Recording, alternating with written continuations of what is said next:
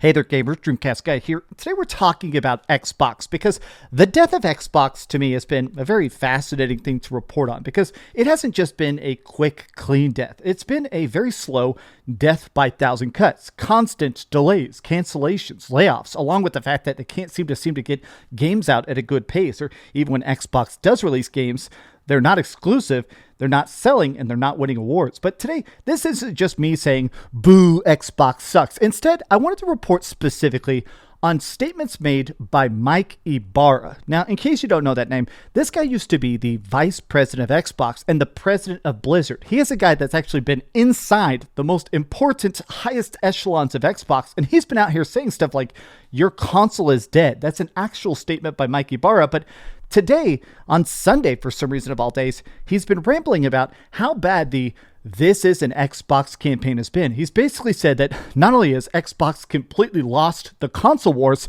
they've lost the messaging, they've lost their fan base. But let's break it down, because I really want to take a look at this, and it seems like a lot of people, even a lot of Xbox fans, are saying that Xbox has two paths before them: give up and go out gracefully, become a PC platform at best, or just go down in a ball of flames. Let's talk. Hi, hope you're having a great day. If you could please give this video a like and subscribe if you haven't already.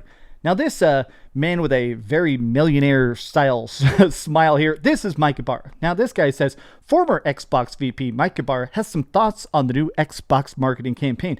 Now, I have never liked this whole stupid "this is an Xbox." I just feel like in this current era, I do think gamers have a certain amount of console or PC pride. The amount of people that are very loud and proud PC gamers, people that like mods and customization and being able to tinker with graphics settings or having a Steam Deck and stuff, or same with Nintendo Switch. People are proud to have a Nintendo Switch 2 and play, I don't know, the 4 exclusives that has right now, right? People enjoy having their own dedicated ecosystem. Trying to water that down and claiming your phone, your laptop, your PC, your ROG Ally, trying to claim these things are Xbox when they don't play Xbox games just from the ground up, I feel like this has been such a massive, massive miss. This marketing campaign would have been far more effective if Microsoft had an Xbox app on mobile that lets you buy and instantly stream games. Apple and Google have effectively blocked it because they want a 30% cut, and Microsoft has been fighting to let regulators to allow it. Now keep in mind, this is Tom Warren. Tom Warren is mad. Like 5 years ago, I said he's a Microsoft toe sucker. Yes, Tom, I'm sorry I said that. That was a very mean thing to say. You know what? I think that Tom Warren, not only do I think he's a good journalist, and not only have I been way too hard on the guy, but I kind of appreciate the fact that a lot of these Xbox people that have been covering it the longest, I think they have the sharpest daggers for the failings of current Xbox. So the fact that he's saying that this specifically, the fact that you can't just buy the games in some sort of like Xbox app, there's a million reasons that you don't consider these other devices an Xbox, even fundamentally, right? But let me go back to that Mike Ybarra statement. Ditch the "this is an Xbox" campaign. Wrong idea, wrong time. Xbox is about games. Games rule the world. And if they don't have parity with the console or any other device, then it's just not an Xbox. This campaign is confusing. Whoever came up with it clearly doesn't play games. Now, there have been a lot of leaks. You can choose to believe them. You can throw them into the garbage can if you want, but there have been a lot of leaks that Xbox has had this weird obsession with pretending to be for the gamers. That people like, the people at top, Phil Spencer, have had actual employees literally playing his account to boost his gamer score, to make it look like he's putting hundreds and hundreds of hours into Fallout 76. I do think that Xbox has kind of had this idea for a while. Even with their previous guy, Major Nelson, he's really tried to, pretend to be the Halo guy and stuff. I just think the idea that these people, instead of just putting out good games and stuff, they feel like hype men. There is this weird vibe of salesmanship to Xbox that doesn't exist with PlayStation and Nintendo. PlayStation just comes out and says, here is the craziest cutscenes you've ever seen in your life. Here's crazy swordplay. Buy it or don't. We don't care. Nintendo comes out and says, hey, here's our device. Here's Pokemon. Here's Zelda. Here's cool sweeping landscapes. Here's drifting in Mario Kart, right? They just show you the games. They don't have to have the guy be like, hey, here's Shigeru Miyamoto talking about how much he loves playing Mario. They don't care about that. I do think this messaging has been honestly catastrophic. This is an Xbox campaign. It will go down as one of the worst marketing and business decisions in gaming history. Look at this. This has almost 20,000 likes. Look at every tweet is making fun of it. Every reply. This is an Xbox. A picture of a fridge. This is an Xbox. Especially with Game Pass prices going up. This is an Xbox. Pictures of power lines. The fact that everybody considers this, we're at a point where their own messaging is used as the pinnacle of mockery against it. I want to do something I didn't plan on in this video. Let's actually just take a look at the live replies. This was posted by Xbox UK. Look at this. If you're reading this, cancel your Game Pass subscription. This is your Xbox with a beautiful done coffin. Look at this.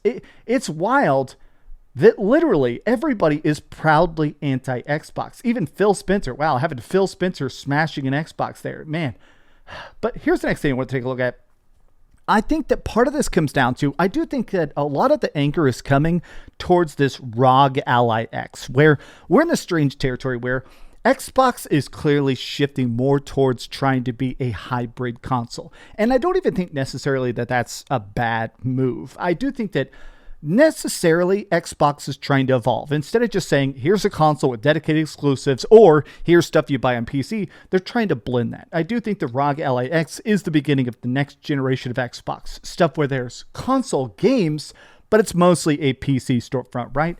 And I've seen stuff like this. I spent over $1,000 on the ROG Ally X, and so far I am seriously regretting my purchase. I see a lot of stuff like this. People that even did decide to save up and buy it out of pocket. I've seen even the people that got a free review unit specifically from Xbox about the ROG Ally X. People are just saying it's not just that it's not worth the cost. The thing feels unfinished. It's glitchy. The screen a lot of times has delay problems. It's weird they're calling it the ROG Ally X and that a lot of the commercials are saying this is an Xbox for your hand. I feel like it more perfectly highlights the fact that the weird disconnect between Xbox marketing and the actual Xbox product. The games not meeting the gamers. I do find it fascinating. Even the comments here. It's hard to believe you spent $1,000 not researching and knowing these things' capabilities. There's no way you don't have comparison between 2024 ROG Ally and this. Look at this. You deserve your buyer's remorse. That's the thing. Everybody is like, brother, if you have not dug enough into these devices, you deserve your bad fortune. Here's an interesting one by Destin Legary. Destin Legary, I think, has been more optimistic about the future twists and turns of Xbox than most people have been. I think that he is, in a way, excited. Not because Xbox is going to suddenly catch up to how far behind they've been. I think that Destin Legary is kind of fascinated by such a billion-dollar pivot. We've never seen a company try to go in a middle lane. Instead of going straight up, here's first party, here's third party, here's PC, here's console, they're trying to choose a little Reese's Pieces middle lane, right? The Xbox ROG Ally is changing up how we play. There's no world where they come out with a console and beat PlayStation and Nintendo. It's never going to happen. I know there's plenty of people who want them to come out there and release a traditional console and just get their asses handed to them by the competition.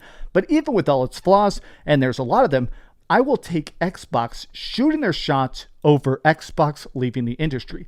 Now, the part of this I disagree with is I do think that Xbox is in a strange spot where I don't think it's going to get fully liquidated. The big caveat to that, the asterisk, is that there is that problem that I do think that Microsoft has very much taken over Xbox. I don't think that Xbox is that freestanding thing it used to be. I do think that at this point, Xbox is just Microsoft's gaming. And Microsoft's obsession with AI and AI Copilot, I'm a little bit nervous that there could be a time, hypothetically, where Xbox just does some math fraction and says, you know what?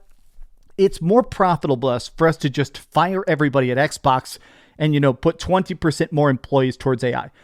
I don't think that's going to happen. I do think that Xbox likes the idea of having some sort of physical real estate, even if it is just the bragging rights of, hey, we sell Windows, we sell Excel, we sell Word, but we also have, physical controllers and stuff that we sell at our storefront. I just can't imagine they're going to fully disassemble everything. But if they do, I do think that it's going to be them firing everybody. I don't think they're even going to bother to sell it off or even break off the independent studios and make them into separate chunks. Look at this. Here was another one that really kind of struck me. The former creator of Call of Duty, Glenn Schofield, obviously we know a lot about Glenn Schofield here, says he's immensely worried about the future of the Call of Duty series under Xbox. And he says, of course, very openly, Look what happened to Gears of War. Where is Halo? You know what I mean. I mean, it is weird to think about the fact that even the biggest, best brands kind of go to die on Team Green. It is very difficult to even imagine Xbox making any sort of comeback. We're at a point where it's not just that Xbox is selling worse than the Nintendo Switch 1, which empirically it is. It's just the fact that I just don't think that Xbox leadership even exists.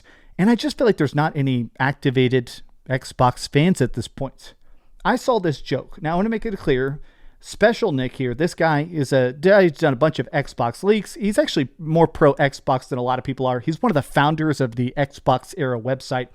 And there was this talk that Silent Hill 2 has now sold 2.5 million units. Some people are kind of considering that low, but in my opinion, Bloober Team is a tiny company. I think that Silent Hill 2 Remake selling 2.5 million units, that's a very healthy release. The fact that they've greenlit a sequel, I mean, it's pretty obvious that this has been profitable already. But he made this joke. If they put this on Xbox, it could have sold 2.1 million. Konami, you losers.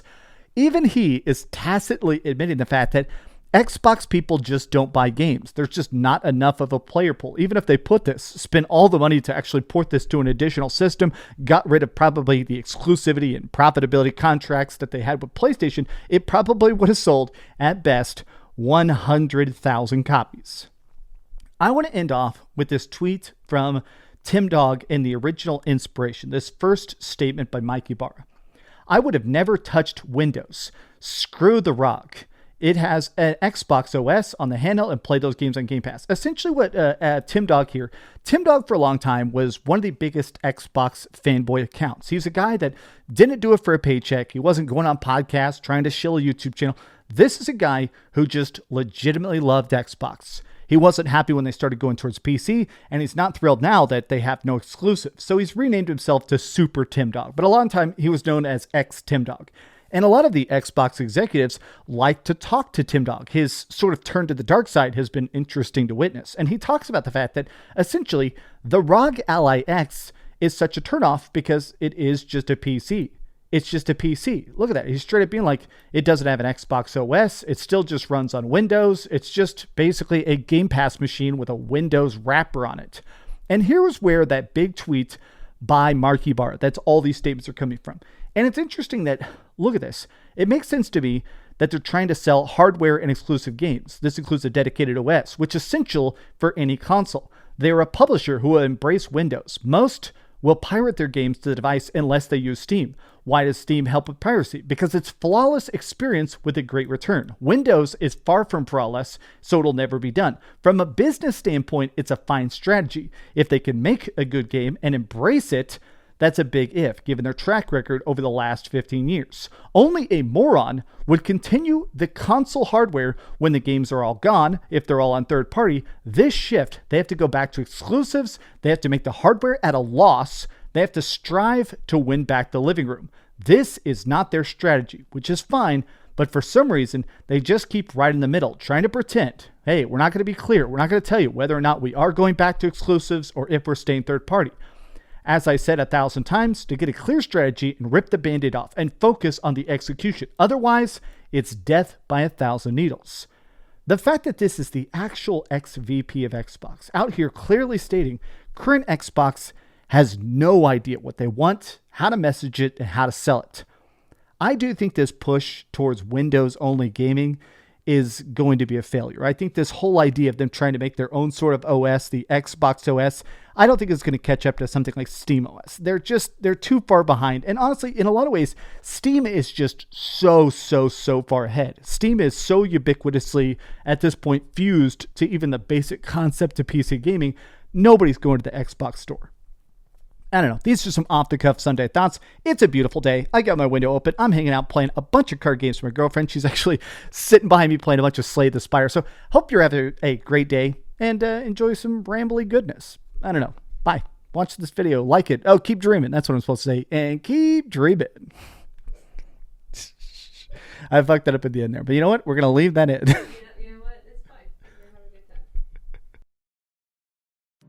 Thanks so much for watching that video. If you want to see something else, you can always click this link to see what I put up last, or, subscribe and see what's coming up next. Also, I promise that whatever I do, it'll try not to suck.